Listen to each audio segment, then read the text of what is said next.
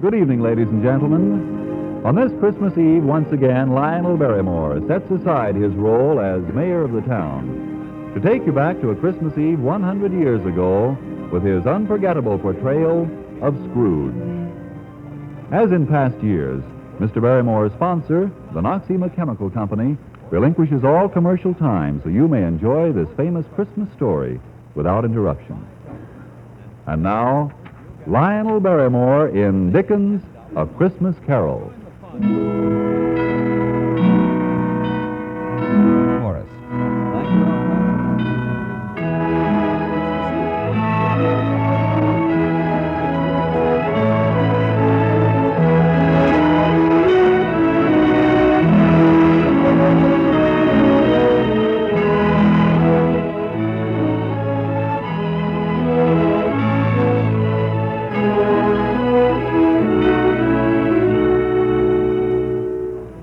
Once upon a Christmas Eve, on a mean and shabby street in London, stood the warehouse of Scrooge and Marley.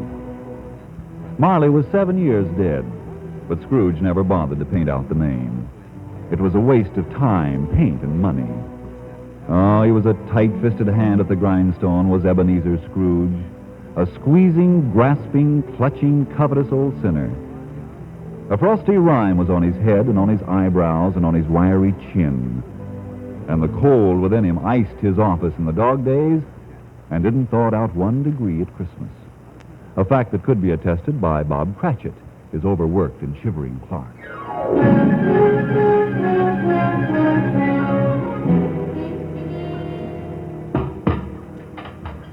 And what do you think you're about to do with that coal scuttle, Mr. Cratchit?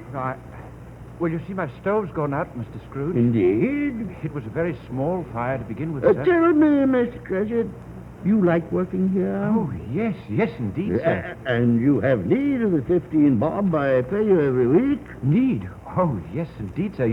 You see, there's my wife and Tiny Tim and Belinda and Martha and... Then may I suggest you forget the fire and get back to your work? Unless, of course, you would prefer to keep Christmas by losing your situation. Losing? Oh, no, sir. I'll get on with copying those letters at once, sir. I'm very sorry, Mr. Scrooge. It won't happen again, sir. I promise you. And chase that blasted little sweep away from the door. Christmas Carol.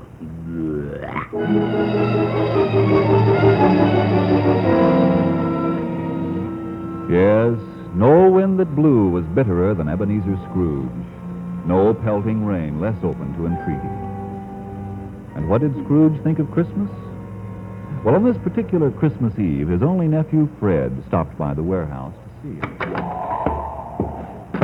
Merry Christmas, Uncle. God save you. Humbug. Christmas, a humbug?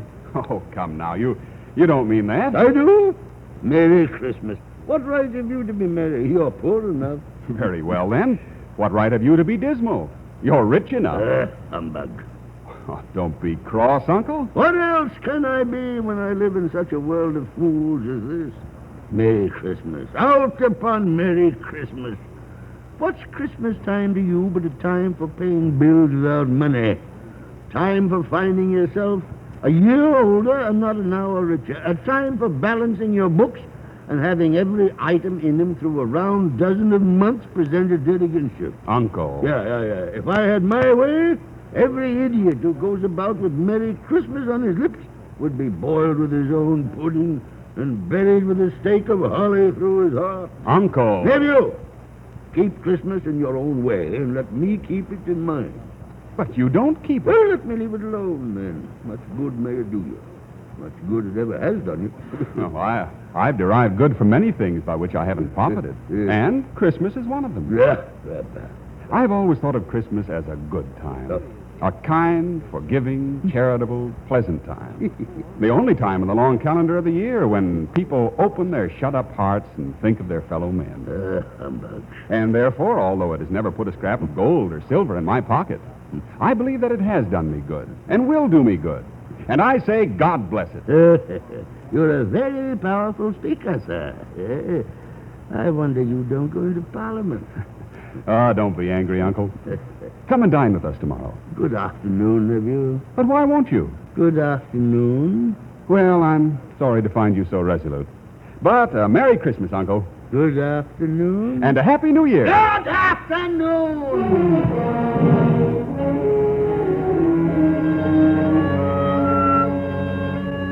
No, Scrooge didn't believe for a moment that Christmas was a kind and charitable time.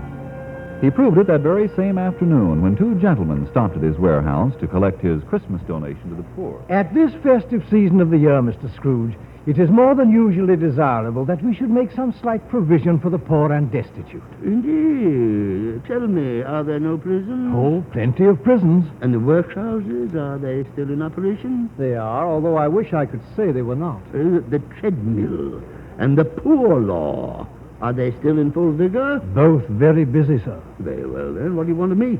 A few of us are endeavoring to raise a fund to buy the poor some meat and drink and means of warmth. Now, what shall we put you down for?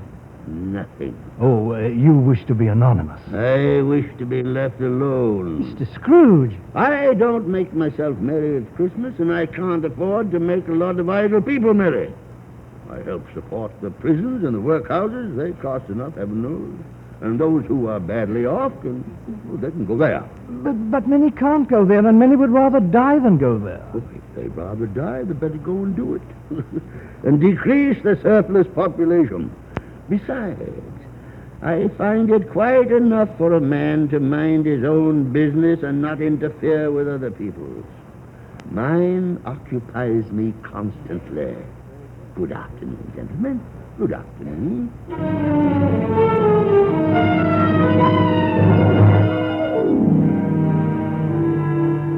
It was cold and dark when Scrooge left the ancient warehouse.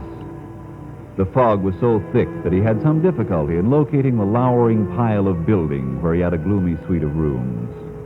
Since Marley's death, no one lived there but Scrooge. Then, as he put his key in the lock of the door, a strange thing happened.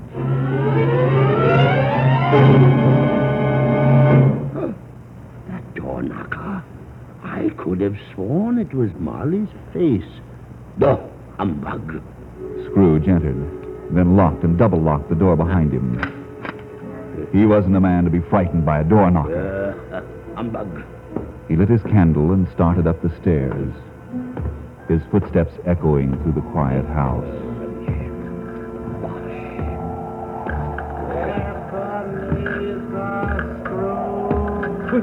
What's that? Who's there? What was that noise deep down below in the cellar, as if somebody were dragging a heavy chain? What's that? The sound grew louder on the cellar stairs, rose higher in the empty halls below, and then clanged and clattered on the stairs behind Scrooge as he fled.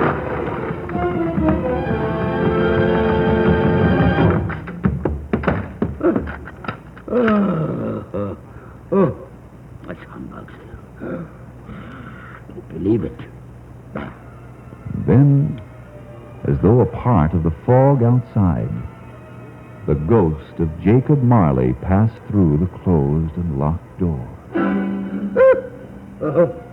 Ebenezer. Who are you? In life, I was your partner, Jacob Marley. What do you want? Much. Oh, much, Ebenezer. Be gone. I don't believe in you. Why do you doubt your senses? Because a little thing affects him. A very slight disorder of the stomach makes him cheat.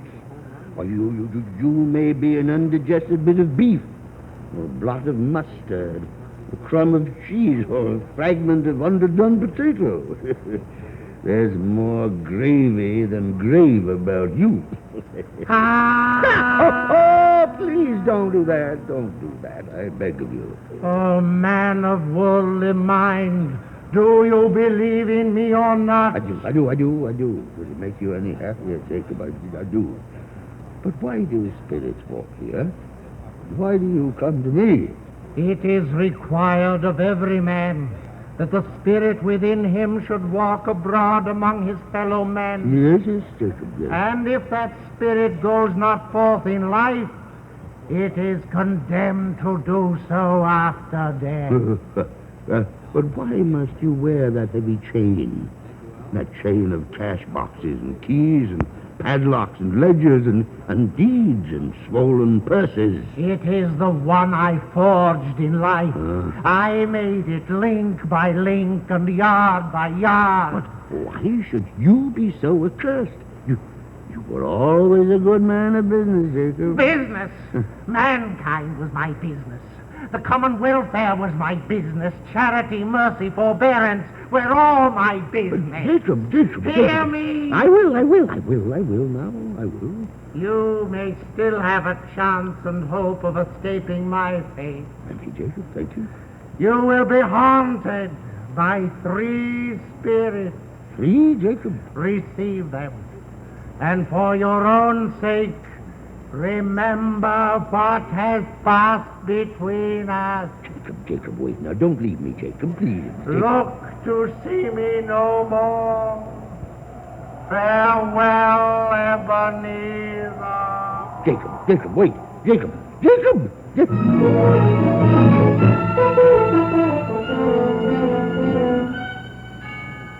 Ebenezer Scrooge. Huh? Oh, who are you? I am the ghost of Christmas past. Rise and walk with me. Walk? In my slippers? Dressing gown and nightcap? Come, we will leave by the window. Oh, no. That's all very well for spirits, but I'm only a mortal and liable to fall. Bear but a touch of my hand thus on your heart, and you shall be upheld in more than this. Come, Ebenezer Scrooge.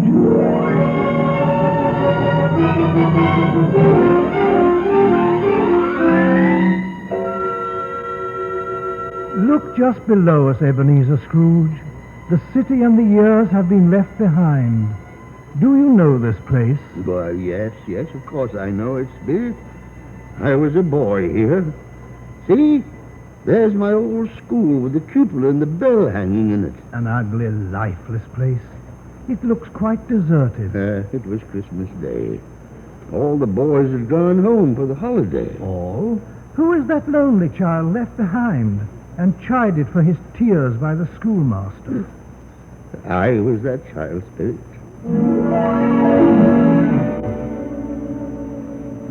Now, Master Ebenezer. No tears, if you please. There's nothing more degrading than self-pity. Besides, Christmas isn't at all important. A very wise man, the schoolmaster. Don't you agree, Ebenezer? Of course I don't agree. Why, Christmas is very important to a child of that age, Spirit. Poor boy, I wish...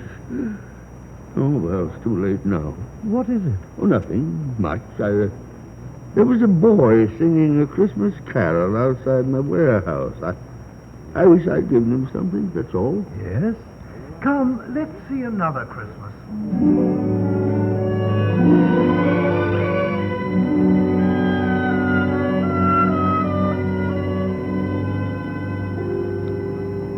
Now we are in the city, and that lonely boy is older.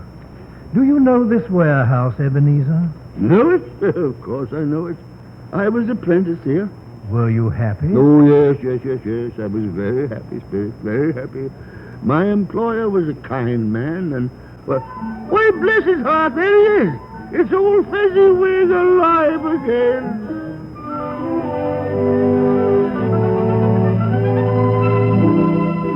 You're home, lads. No more work tonight. Christmas Eve, Dick. Christmas, Ebenezer. We're having a party tonight. A party, Mr. Fezziwig? Who's invited? The butcher, the baker, the milkman, the cook. Ho-ho! Here's the fiddler already. Clear away, lads. Clear away. Sir. Come, Master Fiddler. Unlimber your fingers and give us something for dancing with plenty of life in it. Christmas Eve, you know. The best time of the year. God bless it.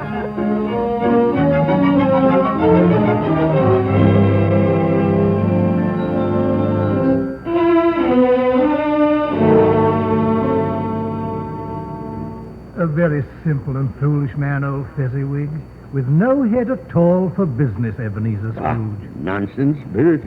Why, he was one of the greatest men alive. Indeed? I only wish... Yes? Oh, nothing. I was just thinking of my own clerk, Bob Cratchit, that's all. Strange. But my time grows short, and there is one more place we must visit. Come, come.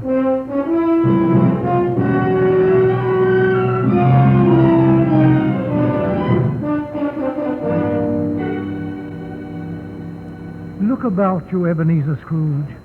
That man and woman so busy wrapping up Christmas gifts for children. Do you know them? I know the woman, yes. We were to have been married. But she felt we weren't suited to each other. Didn't she release you from your promise because another idol had displaced her? A golden idol? Yes, she said something like that. Yes. Great pity. Listen, they speak.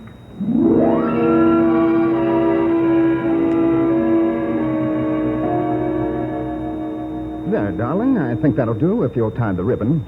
Oh, by the way, I saw an old friend of yours this afternoon, although he didn't see me. Who was it? Can't you guess? Was it Mr. Scrooge? Mr. Scrooge it was. I passed his office window and I could see him inside. Poor Ebenezer. His partner lies at the point of death, I hear.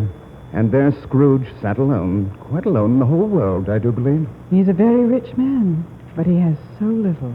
No friends, no children, no one to love him at Christmas time. He must be so unhappy. And I feel very sorry for him.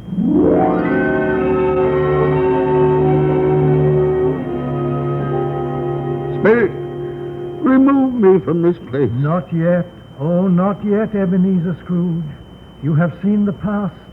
Now prepare yourself to meet the spirit of Christmas present.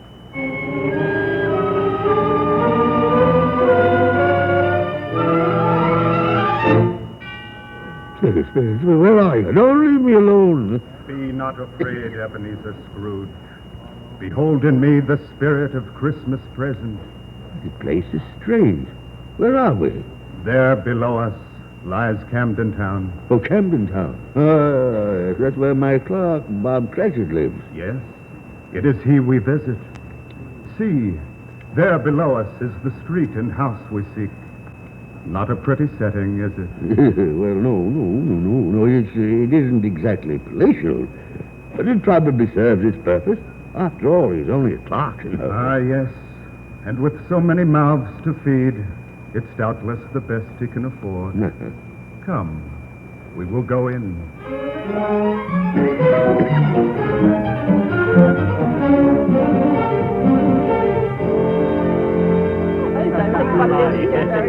Oh, the gravy, good heavens, I nearly forgot the gravy. Here, Belinda, you watch the applesauce. Yes, Mother. Martha, you dust off the hot plate. I will. And Joseph and Thomas can start setting the chairs at the table. Yes, Mother. I don't see what's keeping your father and Tiny Tim. Well, perhaps the church service was extra long. 10 minutes more and the goose will fall apart.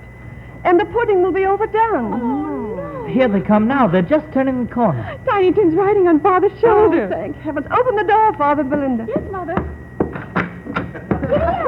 Giddy up, Dobbin. Oh, Buzz, now. This is a wild horse with a black mane. He gallops and prances and runs like the wind. Hi-ho. Merry Christmas, everybody. Merry Christmas. Merry Christmas, everybody. Hi-ho. Down you come. There. Joseph, Thomas, take him off and get those hands clean for dinner. Come on, Tiny Tim. Just wait till you see what's in the oven. There never was such a bird. Now, don't waste any time. Everything's ready. How did he behave in church, Bob? Oh, as good as gold and better. You know, somehow he gets thoughtful sitting by himself so much. Thinks of the strangest things you ever heard. I know. He told me coming home that he hoped that people saw him in church because he was a cripple. And it might be pleasant for them to remember upon Christmas Day who made lame beggars walk and blind men see. Poor boy. Poor boy.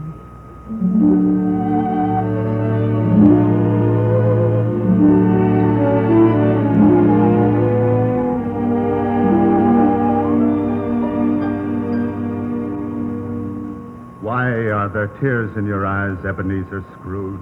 Well, Cratchit never told me the boy was lame. He has worn that iron brace and carried that little crutch ever since he can remember. Quiet. They gather at the table.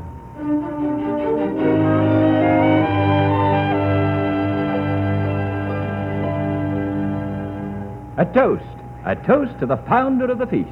I give you Mr. Scrooge. The founder of the feast, indeed.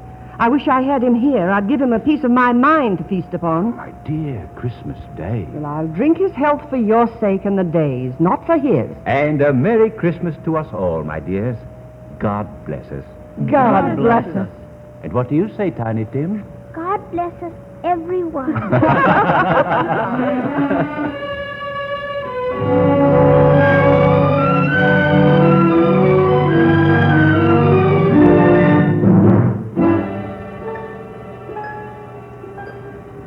Come, Ebenezer Scrooge. My time is up. You must go to meet the third and last spirit. Wait, Spirit. Please, wait. And tell me this before you leave me. Yes, Tell me, will Tiny Tim live? I see a vacant seat and a crutch without the owner. Oh, now, don't say that. If these shadows remain unaltered by the future, the child must die. Oh, Spirit, no. Will it not be better if he does? As you once said, it will decrease the surplus population. Ah, Spirit. Farewell, Ebenezer. The ghost of Christmas yet to come awaits you.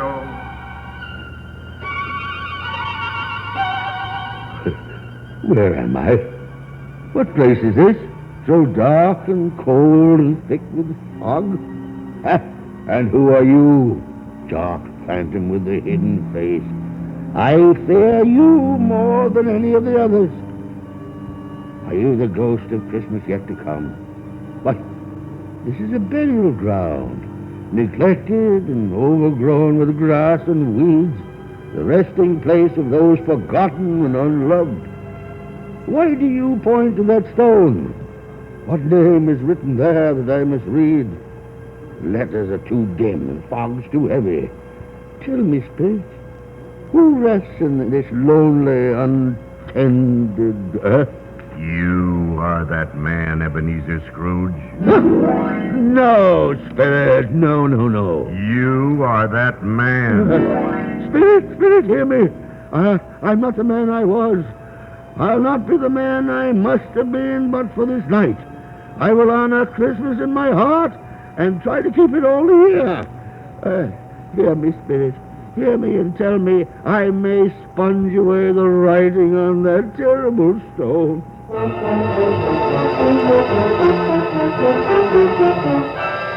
Spirit, hear me. Spirit. Why, you're not a spirit at all. You're my own bedpost. There isn't any graveyard. This is my own room. And there's the door where I saw Marley's ghost. And there's the window where the first bit... Why, it's broad daylight. No fog, no mist. It's a beautiful, sunny, glorious day. And people on the street all dressed in their best. And church bells, too. Must be Sunday. Oh, boy! Boy, you down there? Yes, sir? What day's today, my fine fella? What day? Why, this is Christmas Day, of course. Christmas Day! Christmas Day! Then I haven't missed it. The spirits have done it all in one night. Say, hello down there. Yes, sir? Do you know the poultry shop at the corner? I should hope so, sir. An intelligent boy. A remarkable boy. So tell me, do you know if they've sold the prize turkey? The little one? No. The great big prize turkey. Oh, it's hanging there right now. Go and tell him to bring it here. Yes, sir. Come back with a man and I'll give you a shilling. Come back in less than 5 minutes, you'll get half a crown. Yes, sir. Look at him run. I'll send it off to Bob Cratchit. And he shan't know who sent it. What a joke it'll be. Why, it's twice the size of Tiny Tim. Now, let me see. I'd better get dressed. I've so much to do, and it's going to be a busy day. Yes, sir, a very busy day.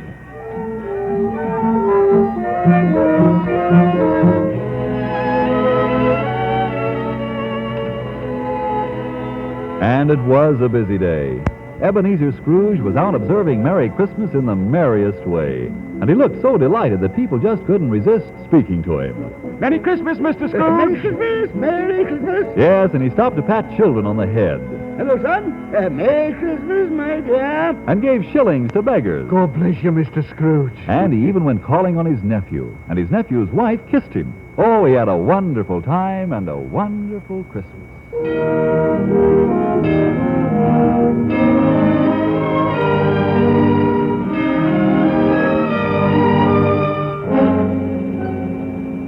The morning after Christmas, he was early at the office. Scrooge wanted to be there first, and he wanted to catch Bob Cratchit coming in late. Well, Mr. Cratchit, so you finally got here, did you? Look at that clock. What do you mean by coming here this time of day? Why, I'm very sorry, Mr. Scrooge. It won't happen again, sir. Indeed it shan't. Indeed it shan't. Step over here to my desk, if you please. It's only once a year, sir. A poor sort of excuse, Mr. Cratchit. And I'm not going to stand for this sort of thing any longer. And therefore, I'm about to raise your salary. What was that, sir? A Merry Christmas, Bob. A Merry Christmas, and I've given you for many a year. I'll raise your salary and endeavor to assist your struggling family. Now make up both fires and buy a larger coal scuttle before you dot another I, Bob Cratchit.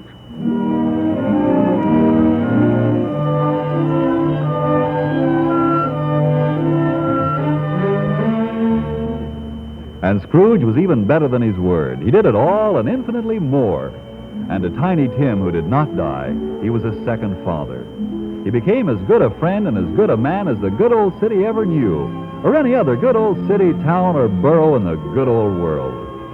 And it was always said of him that he knew how to keep Christmas well, if any man alive possessed the knowledge. May that be truly said of us, and all of us.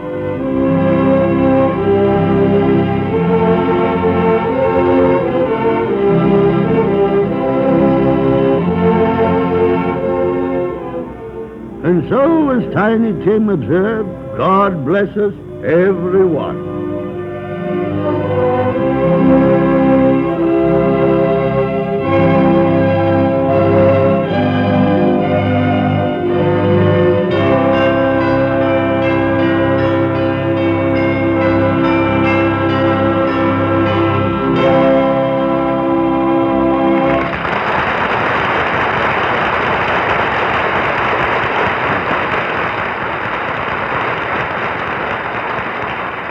Friends, our star, Mr. Lionel Barrymore.